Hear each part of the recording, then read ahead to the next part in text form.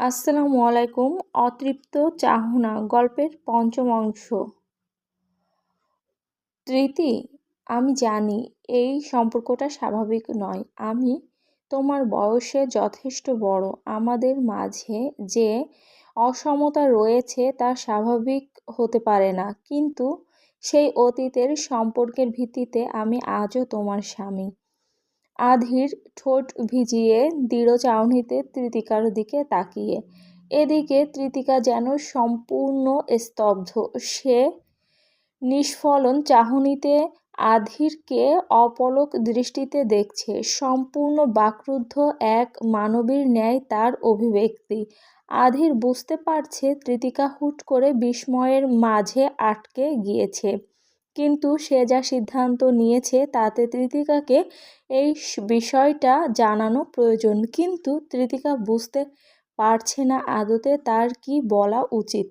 কিঞ্চিত ঢোক গিলে সে মাথা নুইয়ে হাতের দিকে তাকায়। আধির তার হাত জোড়া নিয়ে নিজের হাতের মাঝে মুষ্টিবদ্ধ করে চেপে বসে রয়েছে।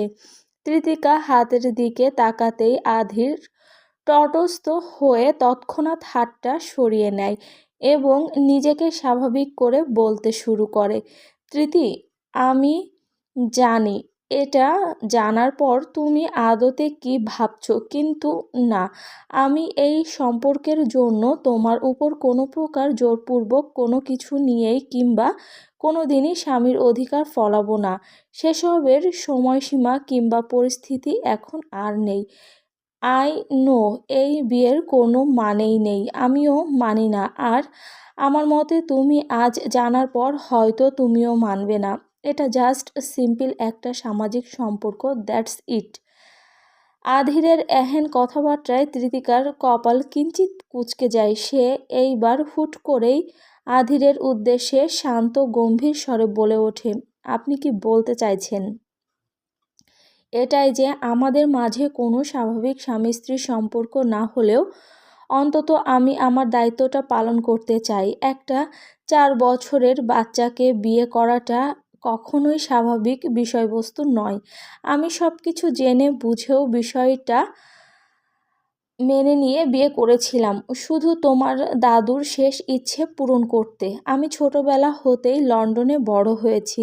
আমার মম ছিলেন ব্রিটিশ আর বাবা বাংলাদেশি।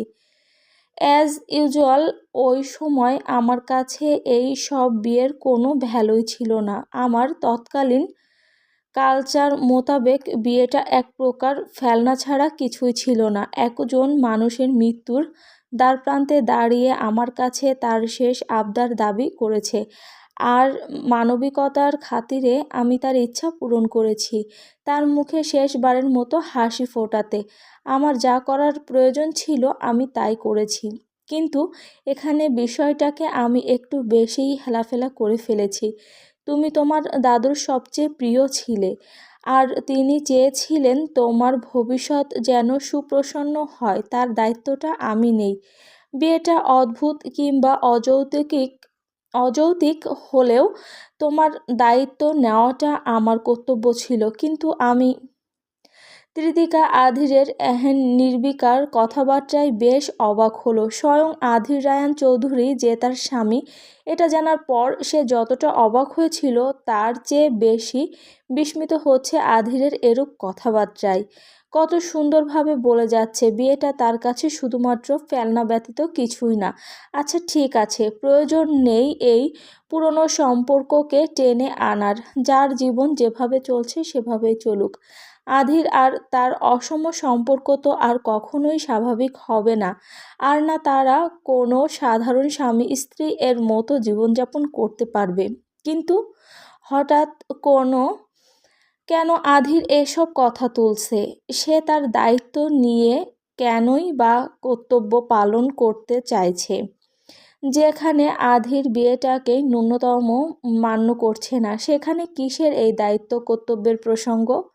মিস্টার আধির রায়ান চৌধুরী, দয়া করে আপনি কি বলবেন বিয়েটাকে মান্য না করেও আপনি ঠিক কিসের দায়িত্ব পালন করতে ইচ্ছুক, আর সেটা এত বছর পরেই বা কেন? তৃতিকার কণ্ঠস্বর কিছুটা গম্ভীর, চাহনিতে তীক্ষ্ণ দৃষ্টি। আধির বিষয়টা অবশ্য স্পষ্ট খেয়াল করে। যথারীতি সেও এবার নিজেকে গুটিয়ে স্বাভাবিক করে।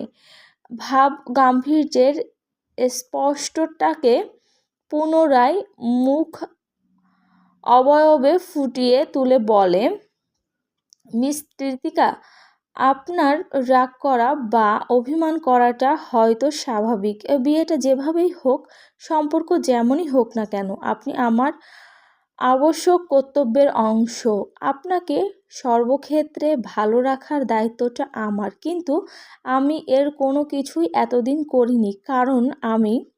আধিরের কথা শেষ হলো না, বরং তার আগে কৃতিকা তীক্ষ্ণতার সহিত বলে উঠল, তা হঠাৎ এত বছর পর এসে কেন আপনার মনে হচ্ছে আমার দায়িত্ব নেওয়াটা আপনার কর্তব্য? বিষয়টা কি এমন যে আপনি এখন এসে জেনেছেন আমার বাবা মা নেই, আমি একজন অনাথ? আমাকে এই শহরে একা একা থাকতে দেখেই কি আপনার মনে আমার জন্য বিশেষ কোনো মায়াদয়া জেগেছে? এমনটা হলে প্লিজ মিস্টার আধির রায়ান, আমার জন্য আপনাকে মোটেও কিছু করতে হবে না। এত বছর আমি বাবা মা ছাড়াই একাই বড় হয়েছি। আমার ফ্যামিলি বলতে আমার কাকা কাকিরাই আমাকে মানুষ করে এই পর্যন্ত নিয়ে এসেছে। আর এখন আমি আমার নিজের দায়িত্ব নিজেই পালন করতে পারি। নিজের দেখভাল করার মতো সামর্থ্য আছে আমার। আর যাই হোক, বাকিটা জীবনও আমি এভাবেই কর্ম করেই খেতে পারবো। সরি, কিন্তু আপনার কোনো প্রকার দয়ার প্রয়োজন নেই আমার। কৃতিকার কণ্ঠস্বর রুক্ষ। আধির ভারী শ্বাস ফেলে, ঠোঁট চেপে কৃতিকার কথাগুলো শুনল। তবে কৃতিকা আর এইখানে এক মুহূর্তও থাকতে চাচ্ছে না। তার এই মুহূর্তে একা থাকা প্রয়োজন। এই ভাবনায় সে উঠে দাঁড়াতে নিলে আধির তৎক্ষণাৎ কৃতিকার হাতটা চেপে ধরে। আকস্মাৎ সোফা হতে উঠে এসে কৃতিকার পায়ের কাছে হাঁটু গেড়ে বসল। নিমিষেই কৃতিকার বিস্ময়ে চোখ ছানা বড়া। সে চুপটি করে একই সাথে বসে থাকে, আধিরকে বিস্ময়ের নজরে দেখছে। অথচ আধিরের মাঝে এ নিয়ে কোনো হেলদোলই নেই। সে নির্বিকারে বলতে লাগলো, তৃতি, আপনি জাস্ট... আধিরের কথা শুরু হবার পূর্বেই কৃতিকা বলে উঠল, আপনি আগে এটা ডিসাইড করুন, আপনি আমায় তুমি নাকি আপনি বলবেন। কৃতিকার কথায় আধির থমকায়, কিছুটা ভেবে নিয়েই বলে ওঠে, কৃতিকা, তোমার রাগ করাটা অস্বাভাবিক নয়, কিন্তু আমার কথাটাও একটু বোঝার চেষ্টা করো। তুমি ভাবছো দায়িত্ব থেকে যখন এত বছর পালিয়ে বেরিয়েছি, তাহলে আজ কেন সে দায়িত্ব নিয়ে আমি মরিয়া? কিন্তু বিশ্বাস করো, আমি যখন বিয়ের পরদিন রাতেই হুট করে সেখান থেকে চলে এলাম... আবারও আধিরের কথা শেষ হয় না, তার পূর্বে কৃতিকা বলে উঠল, কেন চলে গিয়েছিলেন? আবেগের বশে বিয়ে করে পরে হুঁশ হয়েছে। এই বিয়ে তো আপনার কাছে ফেলনা। আপনার হাই সোসাইটির সাথে তো আমি কিংবা বিয়েটা মানানসই নয়, তাই তো পালিয়ে গিয়েছিলেন, তাই না? আমি মোটেও সে রাতে পালাইনি কৃতিকা। আমার মম এমনিতেই অসুস্থ ছিল সে সময়, অথচ তিনি লন্ডনে আর আমি বাবা বাংলাদেশে। সেদিন মাঝরাতে আমার কাছে খবর আসে মম অনেক বেশি অসুস্থ, আর আমি ওখানে গিয়েছিলাম শুধুমাত্র এক নির্দিষ্ট সময়ের জন্য। আমার ফ্লাইট সহ এভরিথিং আগে থেকেই ঠিক করা ছিল। পরদিন নির্দিষ্ট ফ্লাইটে লন্ডনে না ফিরলে আগের অনেক বড় প্রবলেম হয়ে যেত, যে কারণে আমি বেশি কিছু না ভেবেই কাউকে না জানিয়েই চলে যাই। ভেবেছিলাম পরে যোগাযোগ করে নেব, কিন্তু একে তো বিয়ের সম্পর্কে আমার ফ্যামিলির কেউই জানতো না। বাবার সাথে লন্ডনে ফেরার পথেও এ নিয়ে কোনো কথা হয়নি, কারণ তখন শুধু মাথায় মমের চিন্তাভাবনা ঘুরপাক খাচ্ছে। মূল কথা, সিচুয়েশনটাই এমন ছিল যে আমার না গিয়েও কোনো উপায় ছিল না। কৃতিকা আনমনেই আধিরের কথাগুলো শুনল। অদ্ভুত এক অনুভূতি হচ্ছে নিজের মাঝে। আধিরের প্রতি তীব্র সহানুভূতি হলেও তার প্রতি রাগও হচ্ছে। অথচ কৃতিকা বুঝতে পারছে না এটা আদতে রাগ নাকি অভিমান।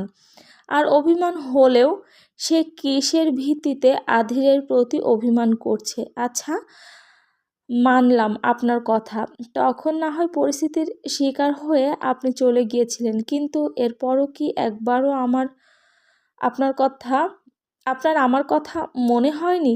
আজ যার দায়িত্ব নিতে আপনি মরিয়া, সে তখন তার বাবা মা ছাড়া ঠিক কিভাবে আছে একবারও মনে হয়নি, তাই না?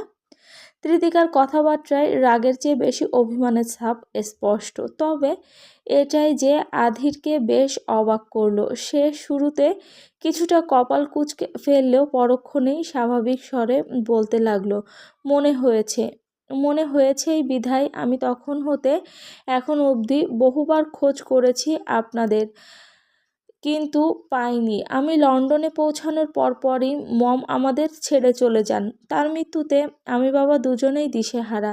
এদিকে বাবাও হুট করে অসুস্থ হয়ে যায়। তার বিজনেস সহ সব কিছুই তখন আমার দায়িত্বে। মন মানসিকতা আর পরিস্থিতি এমন ছিল যে আমি নিজেকে গুছিয়ে নেওয়ার মতো সময়টুকুও পাইনি। তার আগেই একের পর এক ঝড় আমার জীবনের সব কিছুকে লণ্ডভণ্ড করে দিয়ে যায়। মায়ের মৃত্যুর 2 বছর পরপরই বাবাও মারা যায়। এরপর হতে আমি সম্পূর্ণ একা। তার কিছুদিন পরপরই আমার এই বিয়ের ঘটনাটা মাথায় আসে। বিশ্বাস করুন ত্রিতিকা, আমি আপনাকে অনেক খুঁজেছি। বাবার মৃত্যুর পর আমি যখন সম্পূর্ণ একা, তখন প্রায়ই আমি দেশে আসতাম। এরপর কিশোরগঞ্জে আপনার খোঁজে কম করে হলেও 1000বার গিয়েছি, কিন্তু ততদিনে তালুকদার পরিবারের অস্তিত্ব যেন কিশোরগঞ্জ হতে গায়েব হয়ে গিয়েছে। কেউই আপনাদের খোঁজ দিতে পারেনি। উল্টো এও শুনেছি আপনাদের পরিবার গ্রামবাসী হতে অনেক ঋণ করায় তারা নাকি আত্মগোপনে চলে গিয়েছে। এরপর আর চেয়েও আপনাদের খোঁজ পাইনি, কিন্তু শেষমেশ যখন আপনাকে অফিসের ইন্টারভিউতে দেখলাম, তখনই পুরোদমে এটাই মনে হচ্ছিল আপনি সেই ত্রিতিকা তালুকদার।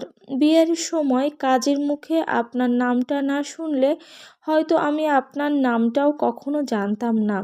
আধির ত্রিতিকার হাত জোড়ার দিকে চেয়ে আনমনে কথাগুলো বলে থামল।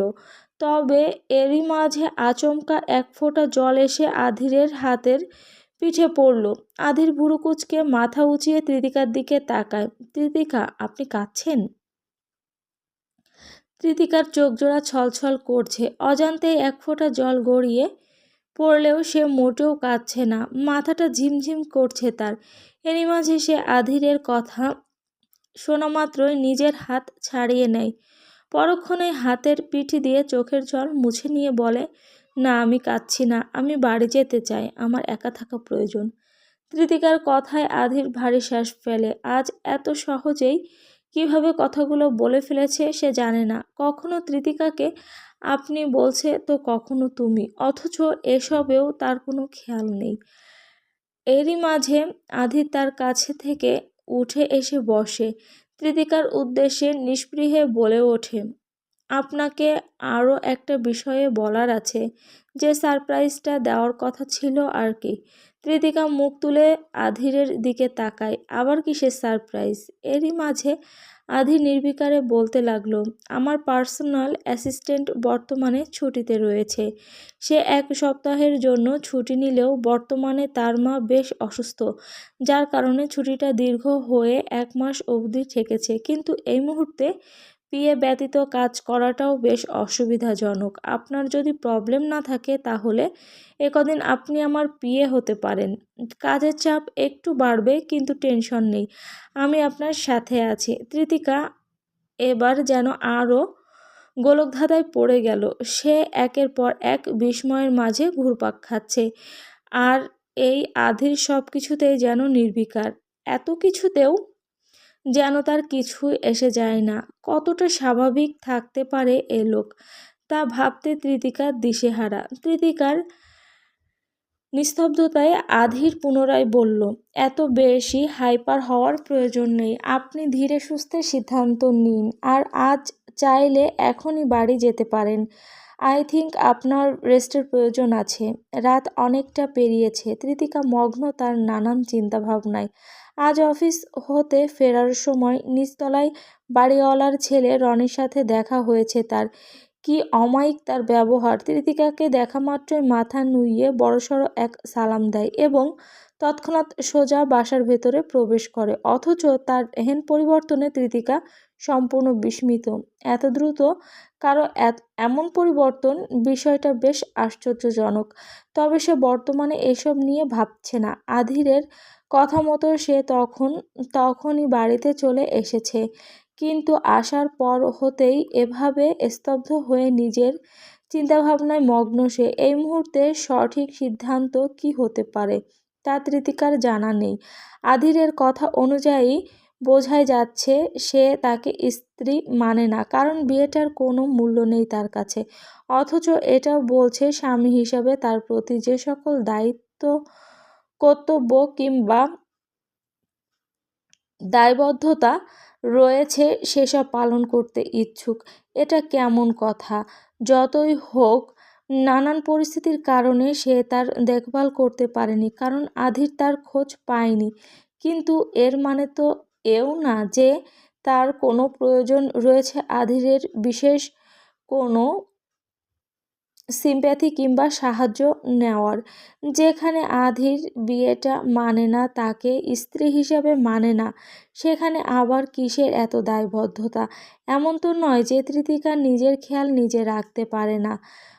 কয়েক মাস তো হলো এই শহরে একা একাই থাকছে সে। সামান্য তো একটু আধটু সব জায়গাতেই থাকে, তাই বল সরি সমস্যা তো একটু আধটু সব জায়গাতেই থাকে, তাই বলে আধিরের সাহায্য ছাড়া সে একেবারে মরে তো যায়নি। তৃতিকার চিন্তাভাবনায় মিশ্র প্রতিক্রিয়া ঘটছে। কখনো সে আধিরের প্রতি বিরক্ত, আবার কখনো রাগান্বিত, কখনো বা নিজের অজান্তে আধিরের প্রতি বিশেষ এক অভিমান জমছে। অথচ তৃতিকা তা বুঝতেই পারছে না। বদ্ধ কেবিনে দুজন মানবী নিজেদের কাজে মগ্ন। ডেস্কের একপাশে আধির নিজের মতো ফাইল আর ল্যাপটপ নিয়ে ঘাটাঘাটি করছে, আর অপর প্রান্তে তৃতিকাও নানান ফাইল ও নোটবুকের মাঝে ডুবে রয়েছে। আধিরের পার্সোনাল অ্যাসিস্ট্যান্ট হতে তার কোনো অসুবিধা নেই, সে নির্দ্বিধায় এতে রাজি হয়ে গিয়েছে। কিন্তু এখন এত সব কাজ বুঝতে গিয়ে তার মস্তিষ্ক যেন সম্পূর্ণ অকেজো হয়ে যাচ্ছে। আধির একের পর এক ফাইল, কোম্পানির ডকুমেন্ট, ডিল এগ্রিমেন্ট সহ নানান রকমের বিষয়বস্তুগুলো তৃতিকাকে বোঝাচ্ছে, আর তৃতিকা হু হা করে কোনো মতে বিষয়গুলো নিজের মস্তিষ্কের আয়ত্তে আনার চেষ্টা করছে। এভাবেই দুজনের একটানা কাজ করতে করতে প্রায় বিকেল হয়ে গেল। দুজনের কাজ ব্যতীত বিশেষ আর কোনো কথাবার্তাই হলো না। যদিও আজ তৃতিকা বেশ আগে অফিসে এসেছে, কিন্তু তাতে কি, তার কাজ শেষ হওয়ার তো কোনো নামই নিচ্ছে না। অবশ্য তৃতিকা এখনও আনুষ্ঠানিকভাবে আধিরের পিএ হয়নি। অফিসের কেউই বিষয়টা এখনও জানে না। আজ কাজগুলো বুঝে নিচ্ছে, আগামীকাল আধির নিজেই বিষয়টা অফিসে ঘোষণা করে দেবে, এবং অফিসের আসল পিএ না আসা অবধি অনির্দিষ্টকালের জন্য তৃতিকাই এখন তার পিএ হয়ে থাকবে। তৃতিকাও ভেবে নিয়েছে আধিরকে বিশেষ কোনো নজরে দেখার প্রয়োজন নেই। আধির যেহেতু তাকে স্ত্রী হিসাবে মান্য করে না, তাহলে সে কেন তাকে বিশেষ কিছু ভাবতে যাবে? এর চেয়ে আগেও যেমন তাদের সম্পর্কটা স্বাভাবিক ছিল, এখনও তাই থাক। আলাদাভাবে আধিরকে তার প্রতি কোনো দায়বদ্ধতাও রাখতে হবে না। দুজনের বেশ ভালোই ব্যস্ত সময় পার হচ্ছিল। এরই মাঝে আচমকা আধিরের ফোনে কারো কল এলো। সে ব্যস্ততার মাঝেই কলটা রিসিভ করে লাউড স্পিকারে টেবিলের উপরে ফোনটা রাখলো। জি ফুপি, বলুন। সালাম কালাম ছাড়া সোজা এভাবে সম্বোধন?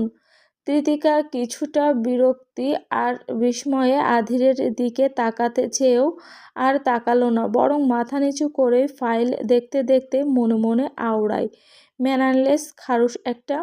তৃতিকার বিরক্তিবোধ আধিরের নজরে এলো না, তার মনোযোগ ল্যাপটপে। ওদিকে হাফসা বেগম ফোনের অপর প্রান্ত হতে বললেন, আধির বাপ, একটা কথা বলবো, দয়া করে মানা করো না।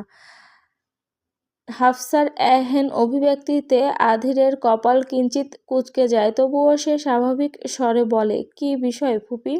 আগে বলো, তুমি মানা করবে না?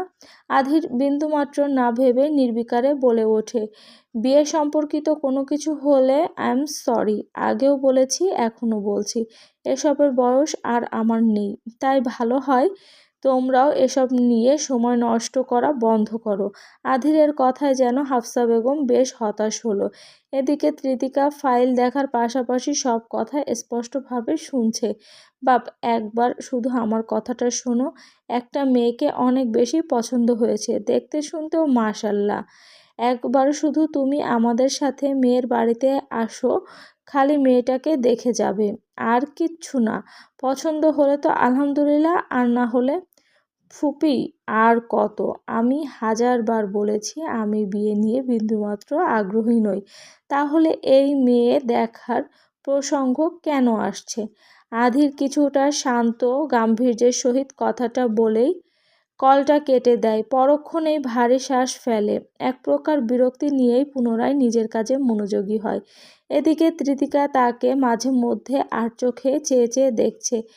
কিছু একটা বলার জন্য তার মনটা আকুপাকু করছে, কিন্তু বলবে কি বলবে না তাই এখন বসে বসে ভাবছে। তবুও শেষ পর্যন্ত অধৈর্য হয়ে বলেই দেয়, আপনার বিয়ের জন্য পাত্রী খোঁজা হচ্ছে? আধির ল্যাপটপের স্ক্রিনে তাকিয়ে থাকা অবস্থাতেই জবাব দেয়, এর চেয়ে বেশি সে একটা শব্দও করল না। এদিকে তৃতিকার মেজাজ কেন যেন নিমিষেই বিগড়ে যাচ্ছে। এটা কেন হচ্ছে তা তৃতিকার অজানা, তবে সে কিছুটা চাপা স্বরেই আধিরের উদ্দেশ্যে আওড়ায়, বিয়ে করে নিলেই তো পারেন। আধির আনমনে থাকায় সে তৃতিকার কথাটা ঠিক শুনতে পারল না, তাই সে না বোঝার ভঙ্গিতে বলে, জি। তৃতিকা এতে কিছুটা বিরক্ত হয়, তার কেমন যেন অস্বস্তি হচ্ছে। তবুও সে চাপা স্বরে বলল, বললাম এত করে সবাই যখন বলছে তাহলে বিয়েটা চাইলেই করে নিতে পারেন, বয়সও তো মনে হয় অনেক হয়েছে, তাই না? আধির এবার ল্যাপটপের স্ক্রিন হতে নজর সরিয়ে তৃতিকার দিকে তাকায়। পরক্ষণেই কিছু একটা ভেবে ক্ষীণ বাঁকা হেসে বলতে লাগলো, করব বলছেন? তৃতিকা তীব্র অস্বস্তিতে পড়ে যায়। হুট করেই ইচ্ছে হচ্ছে এই খারুশ রায়ানের মুখ বরাবর সজোরে একটা ঘুষি মেরে নিজেকে শান্ত করতে। তবুও তৃতিকা নিজেকে শান্ত করে স্বাভাবিক স্বরেই বলল, আধির আর কথা বাড়ায় না, আনমনে কিছুটা মুচকি হাসে। পুনরায় দুজনের মাঝে পিনপতন নীরবতা। কিছুক্ষণ সময় এভাবেই অতিক্রম হবার পর তৃতিকা দৃঢ়স্বরে আধিরের উদ্দেশ্যে বলে, আপনাকে একটা কথা বলার ছিল। জি বলুন। আমাদের বিয়েটা আপনার কাছে ফেলনা হলেও সেটা তো বিয়ে, তাই না?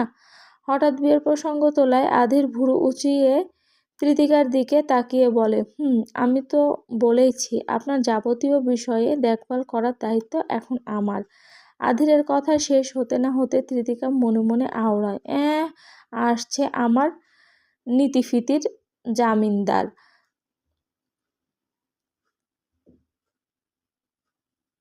হেলাই বিয়ে মানে না, অথচ বিয়ের দায়িত্ব, ও সরি, আসছে আমার নীতিফিতির জামিনদার। হালাই বিয়ে মানে না, অথচ বিয়ের দায়িত্ব পালন করবে। অথচ মুখে সে বলল, আমি তা বলিনি।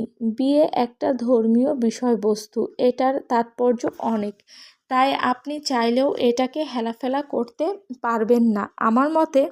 তৃতিকা এটুকু বলে থামে। তার ইতস্তত বোধ আধির কপাল কুঁচকে তার দিকে তাকায়। তৃতিকা কিছুটা সময় নিয়ে বলে, আমাদের বিয়ের তো মনে হয় কোনো সরাসরি আইনিপত্র নেই, আর বিয়ে যেহেতু মানেন না তাহলে আমাদের তালাক হয়ে গেলেই ভালো হয়, দুজনের মাঝে কোনো দায়বদ্ধতাও থাকবে না। আবার তৃতিকার কথা শেষ হয় না, বরং তার পূর্বেই আধির ল্যাপটপটা বন্ধ করে উঠে দাঁড়ায়। তাকে এভাবে আচমকা উঠে দাঁড়াতে দেখে তৃতিকা স্তব্ধ হয়ে যায়। এদিকে আধির পাশ থেকে নিজের কোটটা পরে নিতে নিতেই শান্ত গাম্ভীর্যের সাথে আওড়ায়, তালাকের কোনো প্রয়োজন নেই। আধিরের অভিব্যক্তিতে তৃতিকার কপাল কিঞ্চিত কুঁচকে যায়। সে সন্দিহান স্বরে বলল, কিন্তু কেন? তৃতিকার কথায় আধির তার দিকে মুখ ফিরিয়ে তাকায়। কিঞ্চিত মুচকি হেসে বলে, থাকুক না আর কদিন সম্পর্কটা, আমি তো আর বিয়ে শাদী করছি না। আর যতদিন না আপনি বিয়ে করছেন ততদিন পর্যন্ত না হয় আমার বউ হয়েই থাকুন। আধিরের হাস্যোজ্জ্বল মুখে এহেন কথাই শুনে তিতিকা সম্পূর্ণ স্তব্ধ। এটা কেমন কথা? এরই মাঝে আধির রুম হতে বেরিয়ে যেতে যেতে আরও বলে, অফিস শেষ, শপিং করতে যাব, নিচে আমার জন্য ওয়েট করবেন। যদি দেখেছি পাকনামি করে আগেই চলে গিয়েছেন তাহলে একদম মেরে ফেলবো। শেষের কথাটা আধির যেতে যেতেই তৃতিকার দিকে মুখ ফিরিয়ে ভুরু উঁচিয়ে বলে, যেন তৃতিকাকে এক প্রকার শাসিয়ে গেল। এদিকে তৃতিকা তার কথায় শুরুতে কিঞ্চিত ঢোক গেলে মুখ ভেঙচিয়ে চাপা স্বরে আওড়ায়, ইস, একদম মেরে ফেলবো। আমি কি তার হাতের মোয়া নাকি? বিয়ে মানে না আবার বলে বউ হয়ে থাকতে। এখন আবার শাসিয়ে গেল। কত বড় খারুশ একটা!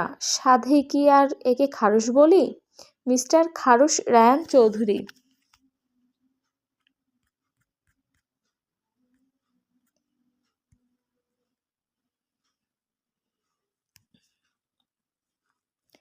সন্ধ্যা পেরিয়ে রাত নেমে এসেছে। ঘড়ির কাঁটায় এখন প্রায় 8টা বাজতে চলল, অথচ তৃতিকার এখনও বাড়ি ফেরা হলো না। সেই কখন থেকে আধিরের পেছন পেছন ছুটে চলেছে। আধির যেখানে যেখানে যাচ্ছে তাকেও তার অনুসরণ করে সেদিকেই যেতে হচ্ছে। সব মিলিয়ে বেশ বিরক্তিবোধ হচ্ছে তার। আধির তার কথা মতো অফিস শেষে তৃতিকাকে শহরের নামিদামি এক শপিং মলে নিয়ে এসেছে। অতঃপর সেই সন্ধ্যা হতে এখনও অবধি তৃতিকার মাপ অনুযায়ী তার যা যা পছন্দ হয়েছে সবটাই কিনে নিয়েছে। ফলাফলস্বরূপ তৃতিকা এবং তার দুহাতে যেন শপিং ব্যাগের মেলা বসেছে। এত কিছু দিয়ে আদতে কি হবে তৃতিকা বুঝতে পারছে না। কিছু বলতে নিলেও চাপা স্বরে ধমক দিচ্ছে আধির। তৃতিকার বিরক্তির পাশাপাশি এখন রাগও হচ্ছে, কিন্তু নিরুপায় হয়ে শেষমেশ আধিরের কথা মতোই চলতে হচ্ছে। এরই মাঝে আধির কি যেন ভেবে তৃতিকাকে ফুড কোর্টের কাছে নিয়ে আসে। একটা টেবিলের উপরে সবকিছু ব্যাগ রেখে তৃতিকাকে চেয়ারে বসতে বলে। অতঃপর তাকে কিছু খাওয়ার কথা জিজ্ঞেস করতে তৃতিকা খাবার খেতে মানা করে। তবুও আধির নিজে হতেই তৃতিকার জন্য একটা বার্গার আর কোল্ড ড্রিঙ্কস নিয়ে আসে। অতঃপর সেখানে না বসেই সে তৃতিকার উদ্দেশ্যে বলে, চুপচাপ সবটা খাবেন, আমি একটু ওদিক থেকে আসছি, কোথাও যাবেন না, এখানেই থাকবেন। আধির এই বলেই তৃতিকাকে কোনো কিছুই বলার সুযোগ না দিয়েই চলে যেতে লাগলো। আর তৃতিকা সম্পূর্ণ হতবুদ্ধি হয়ে বসে রইল। তবে এরই মধ্যে আধির মাঝ রাস্তা হতে আবারও ফিরে এসে তৃতিকার উদ্দেশ্যে বলে, হোয়াটস ইউর ফেভারিট কালার? আচমকা এহেন প্রশ্নে তৃতিকা থমকায়। পরক্ষণেই আবার নিজেকে তটস্থ করে আওড়ায়, সাদা আর নীল, দুটোই ভালো লাগে। তৃতিকার জবাবে আধির যেন বেশ খুশি হলো। অজান্তেই তার মুখে কিঞ্চিত হাসি ফুটে ওঠে। সেও নিস্পৃহে আওড়ায়, পারফেক্ট। এই বলেই সে স্থান ত্যাগ করে চলে যায়। আর তৃতিকা অবাক চোখে পেছন হতে আধিরের দিকে তাকিয়ে থাকতে থাকতেই বলল, এই লোকটা পাগল নাকি? তৃতিকা বেশ কিছুক্ষণ হলো বার্গারটার দিকে তাকিয়ে রয়েছে। এমনটা নয় যে সে এটা কখনো দেখেনি। যুগ হিসাবে এসব জিনিস সচরাচর অনেকেরই নজরে আসে, তবে এই খাবার এখনো খাওয়ার মতো সৌভাগ্য তৃতিকার হয়নি। এই মুহূর্তে বার্গারটা তার কাছে বেশ কৌতূহলী বিষয়বস্তু।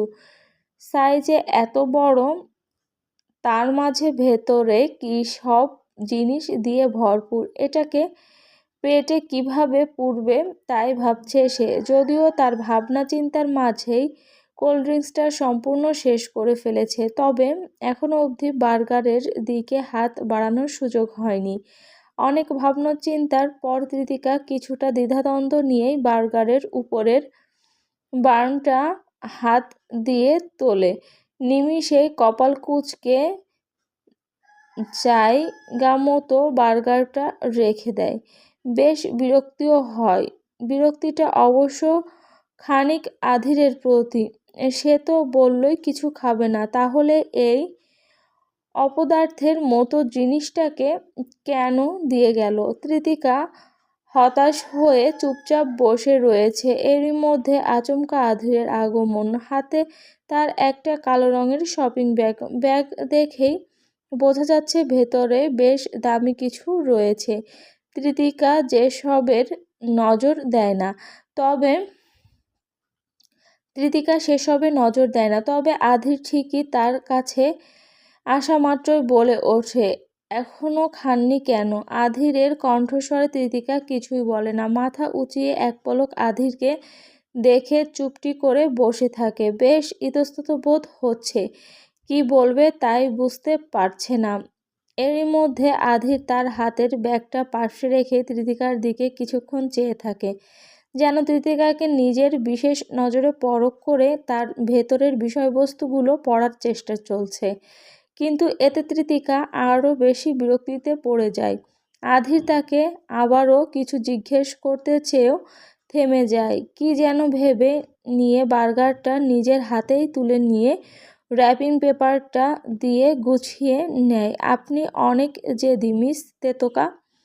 আচমকা আধিরের এহেন কথায় কৃতিকা কপাল কুঁচকে তার দিকে তাকায়। সে কিছু বলতে নিবে তার আগেই আধির আগপাস কিছু না ভেবে সোজা কৃতিকার মুখের সামনে বার্গারটা ধরে, নিরেট কণ্ঠে বলল, হা করুন।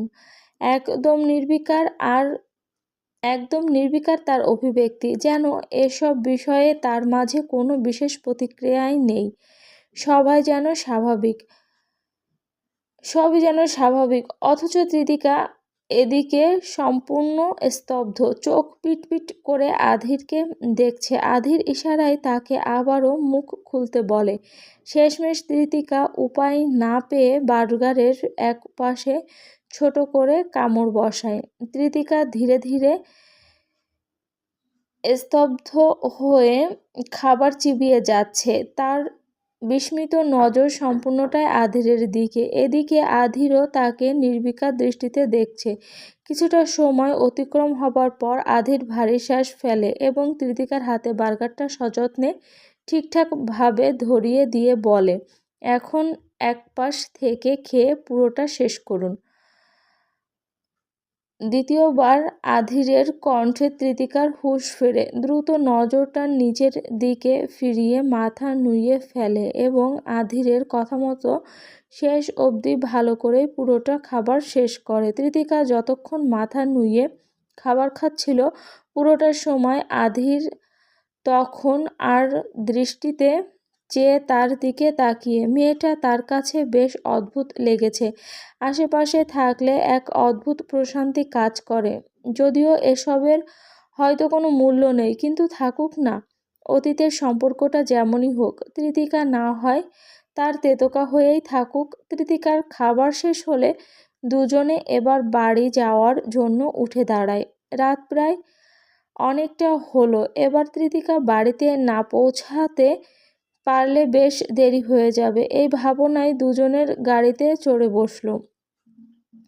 গাড়ি চলছে তার আপন গতিতে। কৃতিকা চুপটি করে আধিরের পাশে বসে রয়েছে, আর আধির নিজের সম্পূর্ণ মনোযোগ দিয়েছে ড্রাইভিংয়ে। এভাবে চুপচাপ থাকতে কৃতিকার বেশ বিরক্ত লাগলো।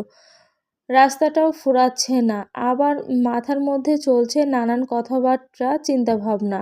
শেষমেশ নীরবতা কাটিয়ে সে আধিরের উদ্দেশ্যে আওড়ায়, আমার জন্য এত সব কিছু না কিনলেও হতো। এত কিছুর আমার প্রয়োজন নেই, শুধু শুধু টাকা নষ্ট। কৃতিকার কথায় আধির সামান্য হেসে বলল, বেশি বোঝেন আপনি। মেয়ে মানুষের কম বোঝাটাই ভালো। আধিরের কথায় কৃতিকার কপাল কুঁচকে যায়। পাশে মুখ ফিরিয়ে তীক্ষ্ণ দৃষ্টিতে আধিরকে দেখে। দুটো কড়া কথা মুখ থেকে বের হতে নিলেও সে থেমে যায়। পরক্ষণেই কি যেন ভেবে নিয়ে বলে উঠল, শুনুন, তৃতিকার কণ্ঠে আধির আকস্মাৎ চমকায় এবং প্রথমবারের মতো ড্রাইভিং হতে মনোযোগ সরিয়ে তৃতিকার দিকে তাকায়। জি বলুন। আচমকা এভাবে আধিরকে তাকাতে দেখে তৃতিকাও বেশ চমকে ওঠে। হুট করেই অদ্ভুত এক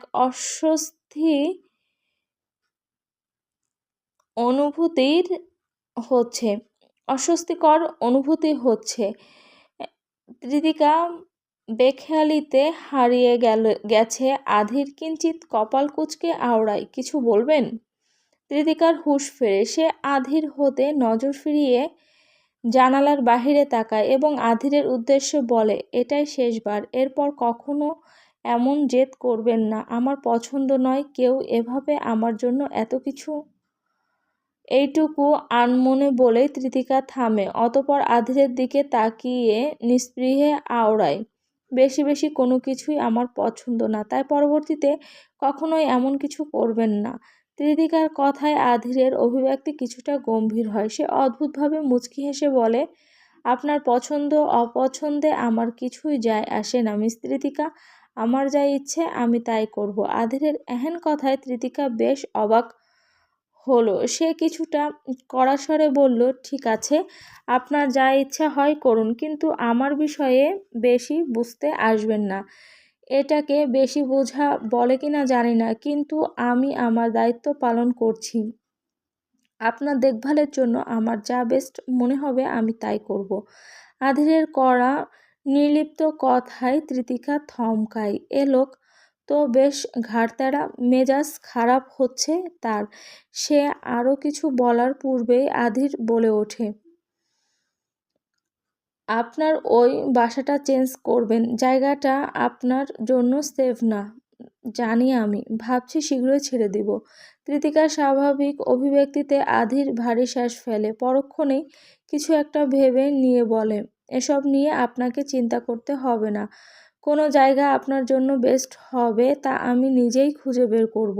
তৃতিকা আধিরের দিকে তাকিয়ে আর কিছুই বলে না। এ লোক তো তার কথা শুনবেই না। আর কোনো কথা না বাড়িয়ে দুজনে নিজেদের নির্দিষ্ট গন্তব্যে এসে পৌঁছায়। তৃতিকা তার বাড়ির সামনে নামতেই বাধে এক অদ্ভুত বিপত্তি। যতগুলো ব্যাগ রয়েছে তা তৃতিকার একাই নিয়ে যাওয়া সম্ভব না হলেও তাকে কয়েকবারে নিয়ে যেতে হবে। সবটাই ভেবে আধিরই বেশিরভাগ ব্যাগ নিয়ে তার বাসার দিকে এগিয়ে যায়। দোতলা অবধি সবকিছু ব্যাগ তৃতিকার রুমে রেখে আসার পর আধিরের কিছু একটা মনে পড়তেই সে নিচে নেমে আসে। অতঃপর গাড়ি থেকে সেই বিশেষ কালো রঙের ব্যাগটা নিয়ে এসে তৃতিকার দিকে এগিয়ে দেয়। তৃতিকা কিছুটা স্তব্ধ হয়ে বলল, এটা কি? আধির বেশি কিছু না বলে নিস্পৃহে আওড়ায়, স্পেশাল কিছু আপনার জন্য। স্পেশাল কিছুর কথা শুনে তৃতিকার কপাল আরও কিছুটা কুঁচকে যায়। সে তড়িৎ ব্যাগটা খুলে দেখতে নিলে আধির তাকে তৎক্ষণাৎ বাধা দিয়ে বলল, তৃতি, এখনই না, পরে দেখে নিও।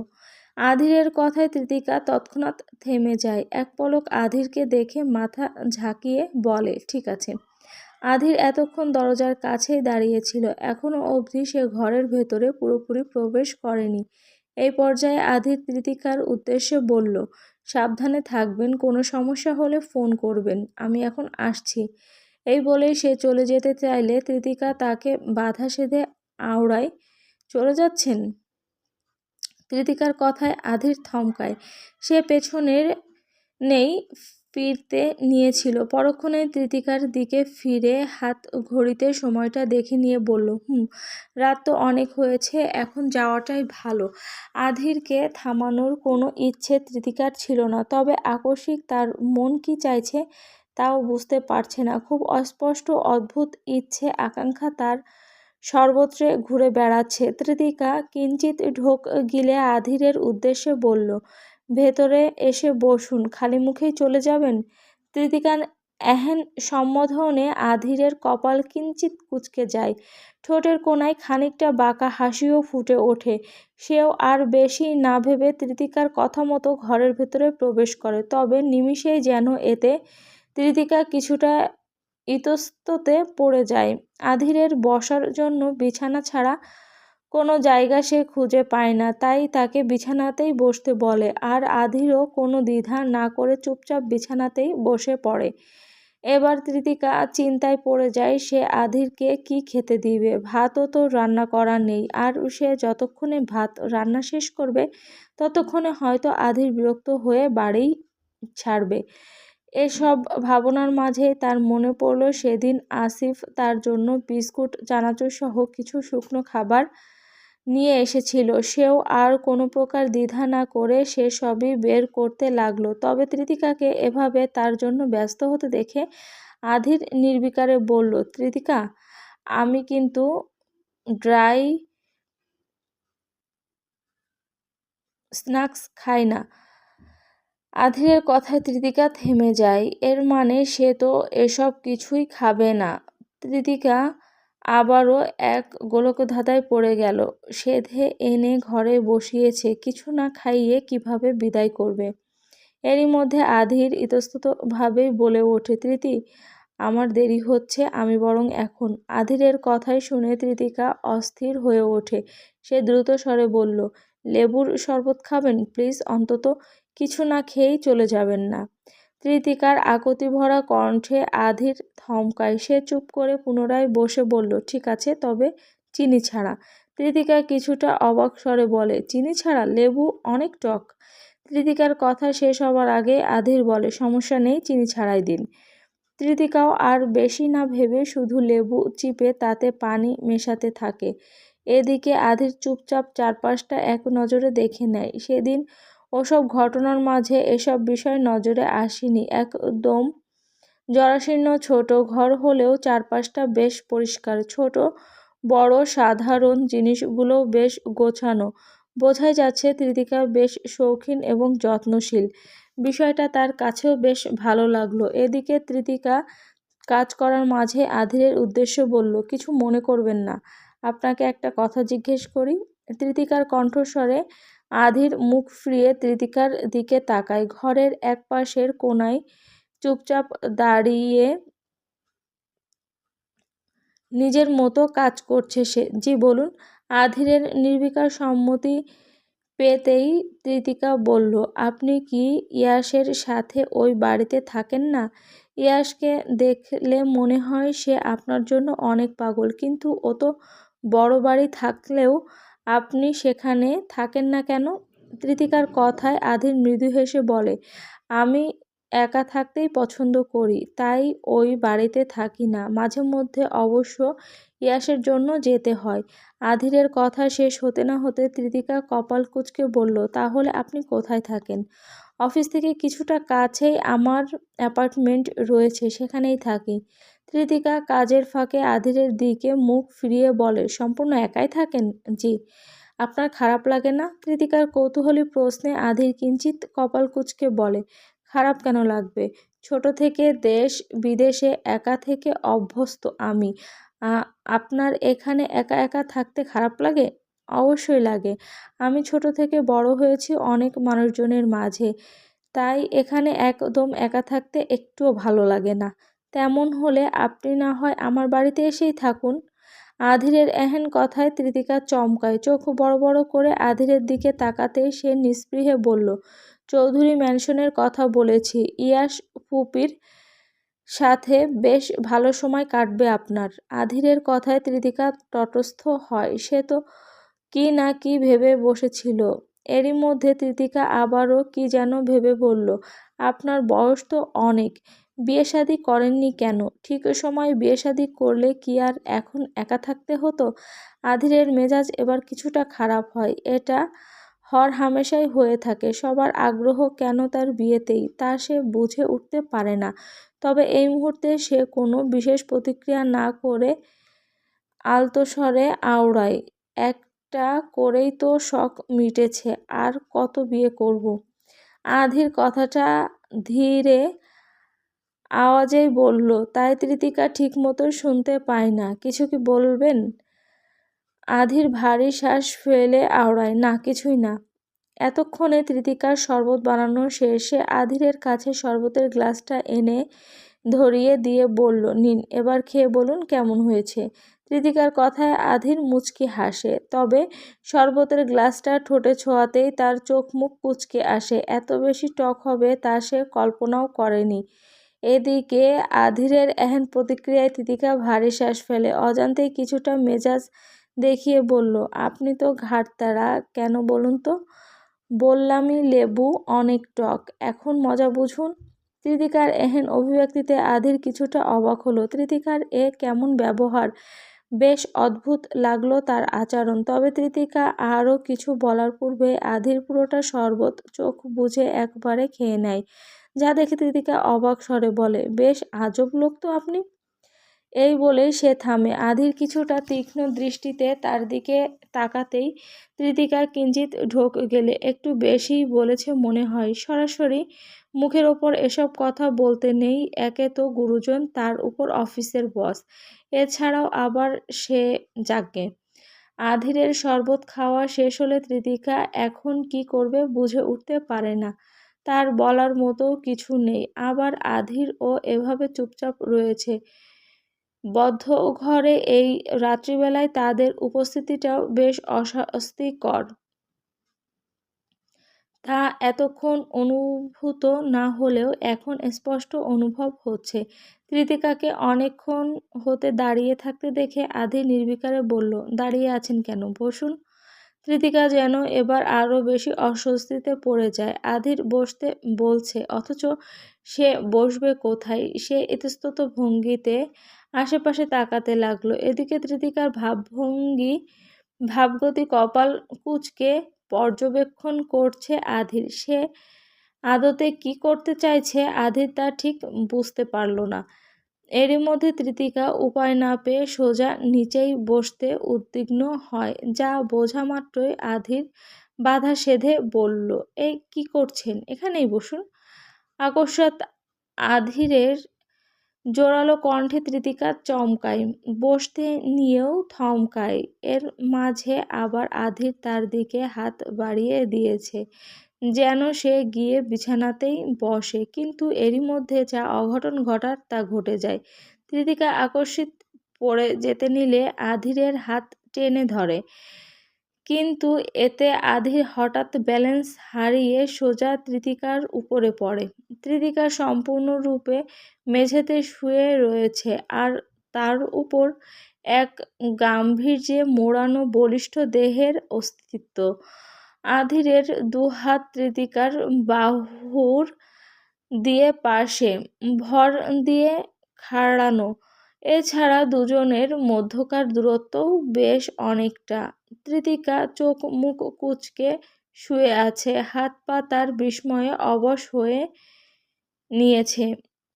অথচ অপলক দৃষ্টিতে আধির তার দিকে তাকিয়ে হঠাৎ কি হতে কি হলো কিছুই যেন বোধগম্য নয়। আধির আর ত্রিতিকা সম্পূর্ণ মুখোমুখি এক অবস্থানে। এরই মধ্যে ত্রিতিকা স্বাভাবিক হয়ে আচমকা চোখ খোলে। চোখের সামনে আধিরকে এহেন অবস্থায় দেখে বিস্ময়ে চোখ তার কপালে ওঠে, আরও বেশি ঘাবড়ে যায়, যা বোঝা মাত্রই আধিরও নিজেকে তটস্থ করে। একই সাথে ত্রিতিকার প্রতি অজান্তেই সে রাগান্বিত হয়। ফলাফলস্বরূপ সে দাঁত চেপে ত্রিতিকার উদ্দেশ্যে চাপা স্বরে আওড়ায়, ত্রিতি, আপনি এত জেদি কেন? নিমিষেই ত্রিতিকার কপাল কুঁচকে যায়। সে আবার কি জেদ করল? এই অঘটন তো আধিরের জন্যই ঘটল। সে তো চুপচাপ নিচেই বসতে নিয়েছিল, বাধা দিয়েই তো সর্বনাশ হলো। যথারীতি এমন পরিস্থিতিতেও সে রুক্ষ গলায় ঝাঁঝালো কণ্ঠে বলে উঠল, জেদি আমি নাকি আপনি? এত বেশি বুঝতে কে বলে আপনাকে? সবসময় বেশি বোঝেন, ইন্টারন্যাশনাল খারস আপনি। ত্রিতিকার এহেন অভিব্যক্তিতে আধিরের কপাল কুঁচকে যায়। বিস্ময়ের সে চোখ মুখ কুঁচকে স্তব্ধ স্বরে আওড়ায়, কি?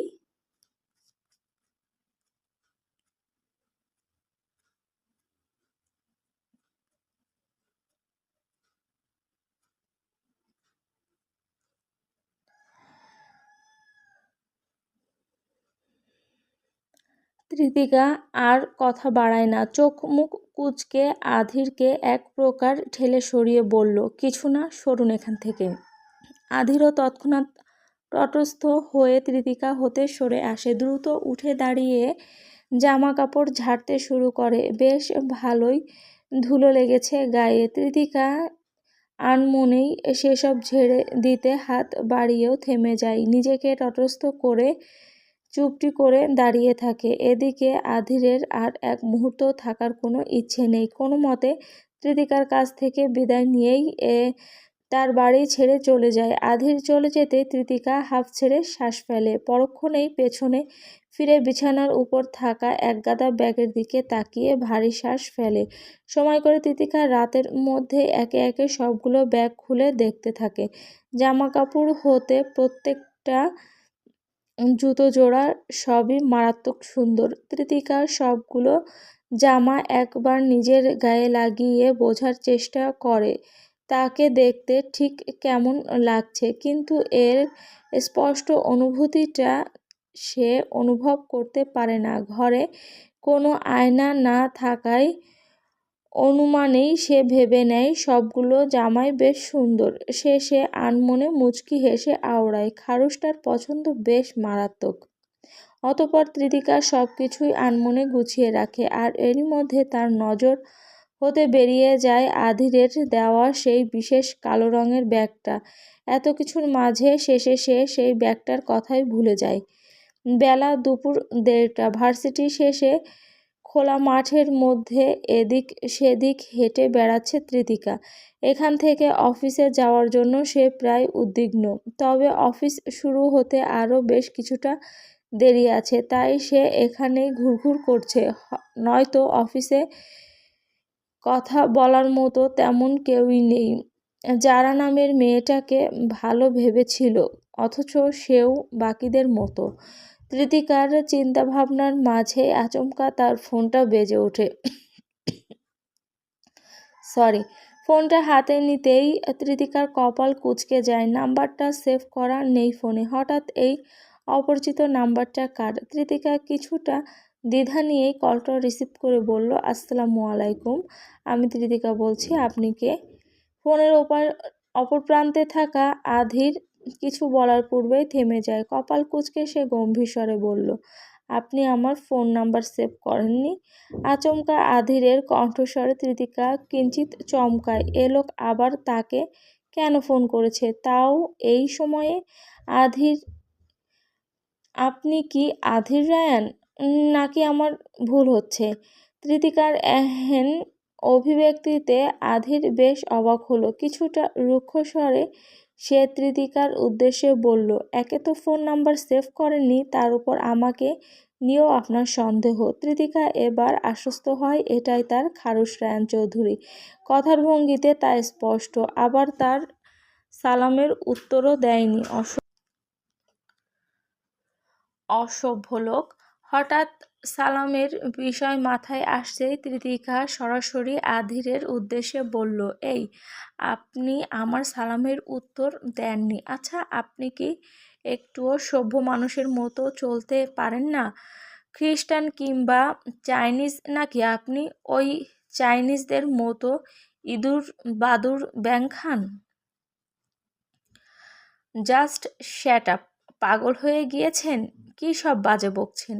তো আর কি বলবো শুনি?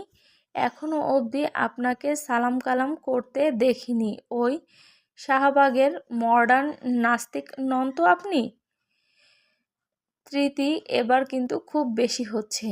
কম বেশির কথা জানি না, আমার সালামের উত্তর দিন, এমনিতেই জীবনে শান্তি নেই। তৃতিকার এসব কথার সাথে আধির আর না পেরে বলল, ওয়ালাইকুম আসসালাম। আধিরের এমন কথায়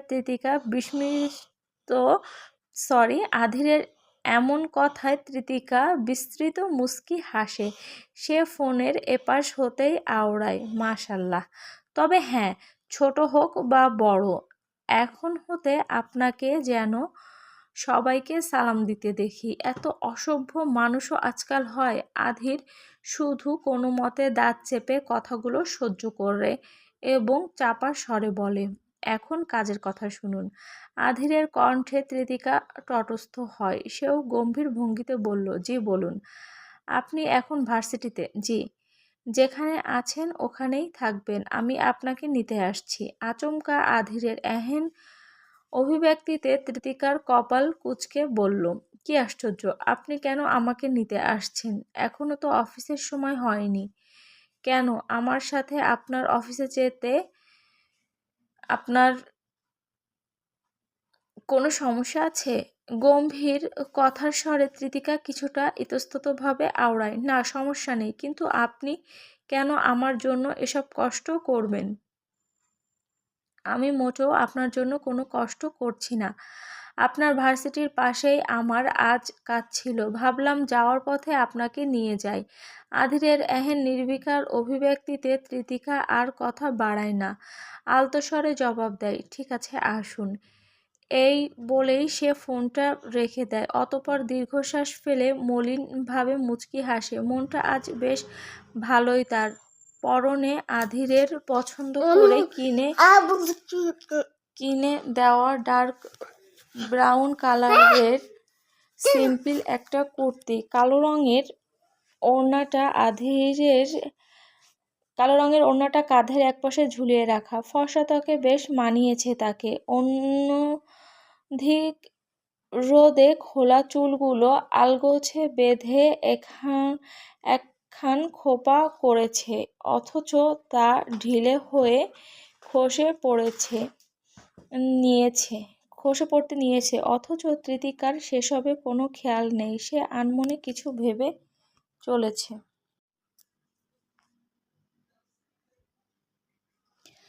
এই বলে সে ফোনটা রেখে দেয়। অতঃপর দীর্ঘশ্বাস ফেলে মলিনভাবে মুচকি হাসে।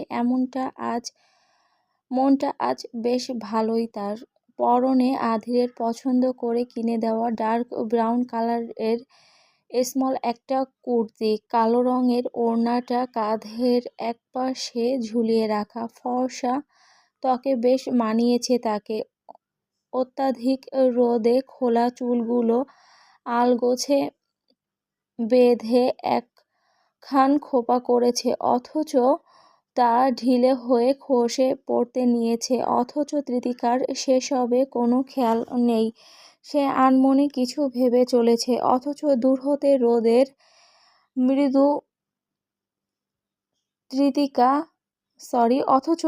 হতে রোদের মধ্যে তৃতিকা যেন এক প্রকার জ্বলজ্বল করছে। রোদের তাপে ফর্সা গাল, নাক ও গলা লাল হয়ে উঠেছে, দেখতেও বেশ আকর্ষণীয়। এমনই মনস্তাপ নিয়ে দূর হতে তাকে চেয়ে দেখছিল এক বলিষ্ঠ দেহের যুবক। পরনে ব্রাউন কালারের শার্ট, কালো প্যান্ট, একঝাঁক সিল্কি চুল। তরুণীদের নজরে যাকে একদম পারফেক্ট প্রেমিক পুরুষ বলা চলে। ছেলেটি দূর হতে কিছুক্ষণ তৃতিকাকে এক নজরে চেয়ে দেখার পর তার দিকে এগিয়ে যায়। আচমকা কোনো ছেলেকে তার কাছে দেখে তৃতিকা শুরুতে কিছুটা চমকে উঠলেও পরক্ষণেই খেয়াল করে সে এই ব্যক্তিকে চেনে। এটা আর কেউ নয়, সেই সিনিয়রদের দলেরই একজন। আচমকা এনাকে দেখে তৃতিকা শুরুতে কিছুটা ঘাবড়ে যায়, কিন্তু পরক্ষণেই নিজেকে তটস্থ করে দৃঢ় রাখে। হাই, তুমি এখানে একা একা কি করছো? ছেলেটির এহেন অমায়িক ব্যবহারে তৃতিকা কিছুটা অবাক হলো। আগের বার তো তাকে কী সব হুমকি ধামকি দিল, অথচ আজ তৃতিকার কপাল কুঁচকে যায়। ছেলেটির দিকে তাকিয়ে রুক্ষ স্বরে বলল, আমি আগেই বলে দিচ্ছি, আবারও যদি আমার সাথে কোনো বাজে কিছু করা হয় তাহলে কিন্তু আমি স্যারকে গিয়ে বলে দিব। তৃতিকার এহেন কথায় ছেলেটি হেসে ফেলে। তার হাসিতে তৃতিকার কপাল আরও বেশি কুঁচকে যায়। চিন্তা নেই, তোমাকে কিচ্ছু করা হবে না, আর সেদিনের জন্য সরি। তৃতিকা বুঝতে পারছে না এ লোকের কি হয়েছে। কথার সুর তো বেশ অদ্ভুত লাগছে। এত ভালো মানুষই তার কাছে খানিকটা সন্দেহজনক। তবুও সে কিছু বলার পূর্বেই ব্যক্তিটি আবারও বলল, আমার নাম রাফসান হক, আর তুমি তৃতিকা, তাই তো? তৃতিকা বেশ ইতস্তত ও সন্দিহান দৃষ্টিতে রাফসানকে দেখে। এমনিতে তো এখন ভালোই মনে হচ্ছে, তবে কোনো এক কিন্তু যে রয়ে যায়। আমি কি কোনোভাবে আপনাকে সাহায্য করতে পারি? কেমন সাহায্য করতে চাইছো? না মানে আমি হঠাৎ আমার কাছে এসেছেন, সরি এখানে সম্ভবত ভুল লেখা আছে। না মানে আপনি হঠাৎ আমার কাছে এসেছেন। তৃতিকার অভিব্যক্তিতে রাফসান খানিকটা মুচকি হেসে বলল, এমনি পরিচিত হতে এলাম। কিন্তু পরিচয় তো আমরা সেদিনই হয়েছি। হ্যাঁ হয়েছি, কিন্তু ওটা তো শুধু ভার্সিটির সিনিয়র হিসাবে, বন্ধু হিসাবে হয়নি। রাফসানের কথায় তৃতিকার হাবভাব গম্ভীর হয়। এ লোক বলে কি, তার বন্ধু হতে এসেছে? এখন অবধি ভার্সিটিতে একটা বান্ধবী জোটাতে পারেনি, সেখানে সিনিয়র হয়ে ইনি এসেছে তার বন্ধু হতে। কৃতিকা খানিকটা সময় নিয়ে কিছু একটা ভাবতে লাগলো। পরক্ষণেই কিছু বলতে নিবে তৎক্ষণাৎ রাফসান বলে ওঠে, এত দ্বিধাদ্বন্দ্বের কিছু নেই। ভার্সিটিতে সিনিয়র জুনিয়রদের মধ্যে বন্ধুত্ব স্বাভাবিক বিষয়। তৃতিকা আর কিছু বলে না। সে বলবে কি তাই বুঝতে পারছে না। আপাতত এ লোকের সামনে থেকে সরতে ইচ্ছে হচ্ছে, কিন্তু আগ বাড়িয়ে কিছু বললেও না জানি নতুন কোনো সমস্যা জুটে যায়। এদিকে ভার্সিটির গেইটের বাহির হতে তাকিয়ে রয়েছে এক জোড়া গম্ভীর চোখ, সাদা কালো রঙের চকচকে গাড়ির সাথে হেলান দিয়ে দাঁড়িয়ে। তৃতিকার জন্য অপেক্ষা করছিল আধির রায়ান।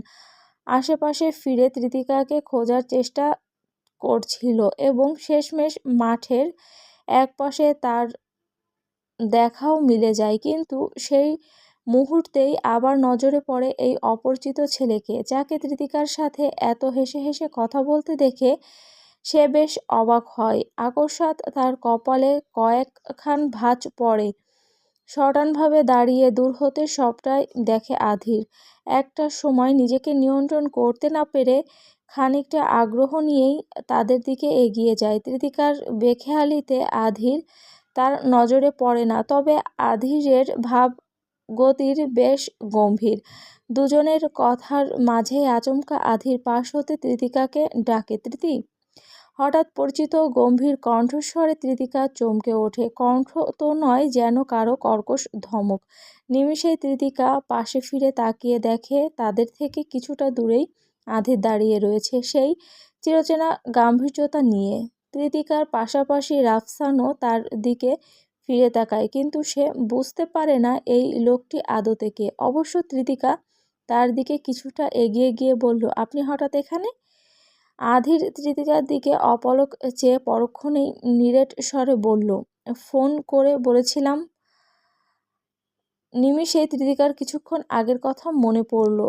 এরই মাঝে নিজের মনভোলা স্বভাবের কারণে বেশ বিরক্তিও হলো। তবুও সে আনমনে হেসে বলল, ওহ সরি, আমি ভুলে গিয়েছিলাম। এরই মাঝে রাফসান তাদের দিকে এগিয়ে আসে। সে দূরে থাকায় তাদের এই সামান্য কথাবার্তাগুলোও ঠিকঠাক শুনতে পায়নি, যার ফলে আকপাস না ভেবে রাফসান বলল, আসসালামু আলাইকুম আঙ্কেল, আপনি তৃতিকার বাবা? রাফসানের এহেন কথায় আধির সম্পূর্ণ স্তব্ধ। অন্যদিকে তৃতিকা বিস্মিত হলেও পরক্ষণেই কেসে উঠল। অজান্তেই তার হাসি পাচ্ছে। সে না চাইলেও মিটমিট করে হেসে ফেলে, যা রাফসানের নজরে পড়তেই সে ভাবে হয়তো ভুল কিছু বলে ফেলেছে। এভাবে বলা উচিত হয়নি। যে কারণে সে গম্ভীর মূর্তির ন্যায় দাঁড়িয়ে থাকা আধিরের উদ্দেশ্যে আওড়ায়, I am sorry, I think আপনিও ওর আঙ্কেল। ভুল কিছু বললে I am really sorry. Adhir আর কিছুই বলে না। সে ভারী শ্বাস ফেলে সরাসরি তৃতিকার দিকে তাকিয়ে আওড়ায়, আমি গাড়ির কাছে যাচ্ছি, দ্রুত আসুন। শেষবেলায় আধিরের আপনি সম্বোধনে রাফসান বেশ অবাক হলো। এ লোক আদতে তৃতিকার কে? সে তৃতিকাকে আরও কিছু জিজ্ঞেস করবে, ততক্ষণে আধির পেছনে ঘুরে গাড়ির দিকে পা বাড়িয়েছে। একই সাথে তৃতিকাও তার পেছনে পেছনে হেঁটে চলেছে। যেতে যেতেই একবার পেছনে ঘাড় ঘুরিয়ে রাফসানের উদ্দেশ্যে ইশারায় ও আলতো স্বরে আওড়ায়, ভালো থাকবেন রাফসান ভাই, পরে কথা হচ্ছে। এই বলে সেও আধিরের সাথে তাল মিলিয়ে হাঁটার চেষ্টা করে, কিন্তু তৃতিকা খেয়াল করলো এ লোক বেশ জোরে জোরে পা ফেলে হাঁটছে। হঠাৎ এত জোরে হাঁটার মতো কি হয়েছে শুনি? আধিরের সাথে পা মেলাতে গেলে তো তৃতিকা কতবার উষ্ঠা খেয়ে নিচে পড়বে তার ধারণা কি আধিরের আছে? হয়তো বা নেই, কারণ ইনি তো আশেপাশেও তাকাচ্ছে না। কে বাঁচলো আর কে মরল, অন্যদিকে পেছন হতে দুজনকে চেয়ে দেখতে থাকে রাফসান। তার পাশে তার আরও এক বন্ধু এসে দাঁড়িয়েছে। সেও ত্রিতিকা আর আধিরের দিকে চেয়ে রাফসানের উদ্দেশ্যে বলল, মায়াটা হেব্বি মাইরি। প্রেমে ট্রেমে পড়লি নাকি শুধু খাওয়ার চিন্তায় আছিস? ছেলেটির কথায় রাফসান মুখ ফিরিয়ে একবার তাকে দেখে মৃদু হাসে, তবে কিছুই বলে না। তার হাসিতে ছেলেটিও কি যেন আন্দাজ করে হেসে উঠে বলে, ওরে ইয়ে ম্যান ইজ লাভ। তার কথায় রাফসানও হেসে ওঠে। শেষবারের মতো ত্রিতিকার দিকে চেয়ে বলল, মেয়েটা সুন্দর, কিন্তু ম্যান ইন লাভ বলে কিছু হয় না, ওটাকে শিয়ালের মুরগি ধরার আগমুহূর্ত বলে। এই বলেই রাফসান শয়তানি হাসিতে উচ্চস্বরে হেসে ফেলল। তার সাথে সাথে পাশের ছেলেটাও হেসে উঠল। হ্যালো বন্ধুরা, পরবর্তী পার্ট খুব তাড়াতাড়ি আসবে, তো সবাই অপেক্ষায় থাকো। আর চ্যানেলটি যারা এখনও সাবস্ক্রাইব করনি তারা পরবর্তী পার্ট দেখার জন্য চ্যানেলটি সাবস্ক্রাইব করে রেখো। ধন্যবাদ সবাইকে।